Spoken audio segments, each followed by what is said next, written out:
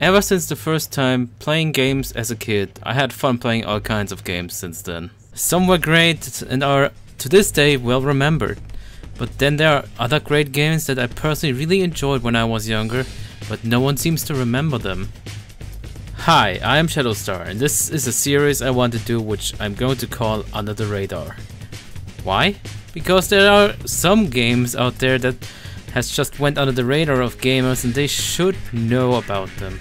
I want to give my impression and thoughts about nostalgic feelings I have about these games and see how they hold up today. Today in the first episode I want to talk about a game that basically has started my love for high-tech, robots and cyberpunk. I'm going to talk about a game that is called Machines. Or as you might actually find it in your YouTube or Google searches, Machines Wired for War.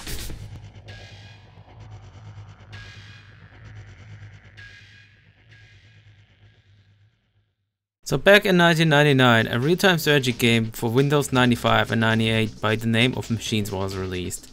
It was one of the first 3D RTS games that was ever released, in fact. It was developed by Charybdis and published by Acclaim. The reception for the game was average to good. GameSpot rated it 6.5 out of 10, GameMonkeys 4 out of 5. IGN awarded it 7.2 out of 10. All three having something good to say about how the game looked graphically for the time and how the camera worked. You have to remember that this is after an era of RTS games that were for the most part just 2D and maybe only had 4 angles you could rotate between or not even be able to rotate the camera at all. Machines like to shine on that feature, not just giving it the 45-degree angle camera that can be freely rotated, but also giving a ground floor first-person camera. Even better, the game allowed you to control a unit from its perspective, something I've personally never seen since then in an RTS. But I digress. Let's talk about the premise of the game, which I may get wrong as it's been a while. The game has a single-player campaign, and in it you are one of the highly developed AIs to defeat other AIs in war. Sent to different planets, you build up your base, your machines of war, and seek out total annihilation of your enemies. At least this is what I remember. I never fully played through the campaign, so I always played the Skirmish Mode, which is basically the multiplayer mode, but against bots. So because of this, I'm just gonna talk about the Skirmish Mode from now on, because I don't really know the full story of the campaign, and I don't really care much about the campaign. I just care about the gameplay of Machines. And I've been quite addicted to it when I was younger. The Skirmish Mode is basically the multiplayer mode, but against AI enemies. You can choose against how many you want to fight, how many starting resources you have, what tech level, more on that later, you start with, if fog of war is on or not, and of course, which map you play on. Those games usually start out like a typical RTS. In most maps you start with a building unit or two, and a locator to find mineral deposits. Minerals can be mined for BMU, building material units, which allow you to build more buildings, units, and to research new units. Those researchers are usually referred to as tech level. The higher your tech level, the more units you can build. So build up your base, research, get more units, and destroy your enemies. I usually play with the max amount of AI, me versus 3. However, it's a free-for-all, and this unfortunately cannot be changed. When you reach a high tech level, you'll also get access to an orbital ion cannon and nuclear missiles to devastate your opponent with.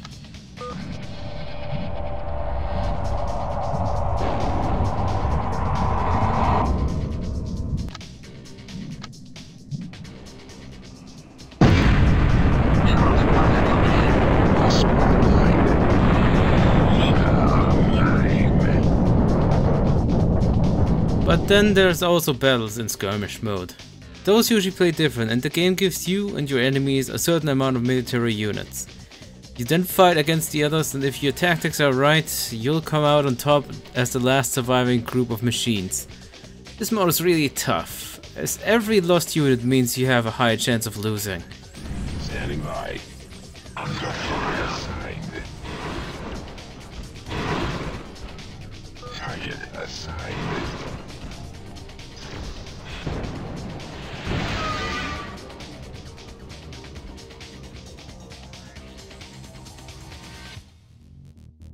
Now, when it comes to the multiplayer mode, I can't really say anything as I've never played this game in multiplayer. But I bet it would be a lot different than playing against bots, as the bots for one part aren't very smart and are terrible at resource management. Playing against other players who know what they're doing sure would make that match much more interesting though. So that's all I have to talk about multiplayer, as I don't really have much to say about it. Even though I love this game and it's very nostalgic to me, there are a few issues that plague this game. First and most notably is the pathfinding of the units. For whatever reason, the devs decided to let units collide with each other. This ultimately resulting in them trying to move around each other. But the AI of the units takes forever to figure out a path of an obstacle. Or even worse, it figures out a path that goes through a group of machines, and then those machines have to make a way for that one unit. Another issue that the game has is that the game has friendly fire. Yes, you heard that right.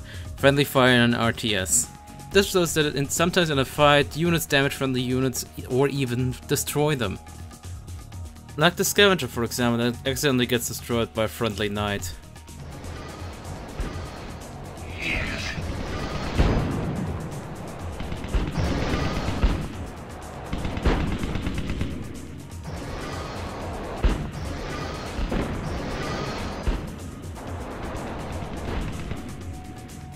But those issues don't keep me from playing machines. Some of these can be improved upon, such as pathfinding. I modded the game so units turn faster, especially building units and early game military units. This improves the time for them to move from one point to another, as the original turning speed is quite slow. Now that I brought up modding, I also want to bring up a small fan community that is still alive today. A group of Machines fans keep finding ways to make the game work with current hardware and operating systems. In my footage you might have noticed the DG Voodoo watermark in the bottom right corner. This is a small modification that allows the game to run stable on my current GPU and Windows 10. Not just that, they also create art and even have been very slowly working on an updated fan game, which they call Open Machines. Unfortunately, this has been going on for many years without real progress or anything playable. I'd personally love to see this fan game become a reality someday. Or at least a spiritual successor to Machines, as unfortunately Cherub is closed in 2001. They have these Machines too on their website, which surprisingly is still online today, which really is unexpected as the company has closed in 2001. And due to the closing, I guess we'll never get to see Machines 2. So there's not much else I have to say. If you'd like to give this forgotten game a try, you can't really find it that easily anymore. But there are other ways of acquiring it, which however I'll not say, as I'm not sure if this is legal or not. I still own a copy and have the CDs stored with my other CDs. I handle it with care, like a small treasure, since I care about this game so much. So I encourage you to search it on YouTube and Google, and if you're interested in that game. I know you won't regret it, especially if you're interested in older games. My name is Shadowstar, and you've been watching the pilot episode of Under the Radar. If you enjoyed this video, then please do me a favor, click the like button, subscribe for more, and use the bell to get notified when I upload new videos. And maybe a new episode. So thanks for watching, I'll see you, hopefully, in the next episode.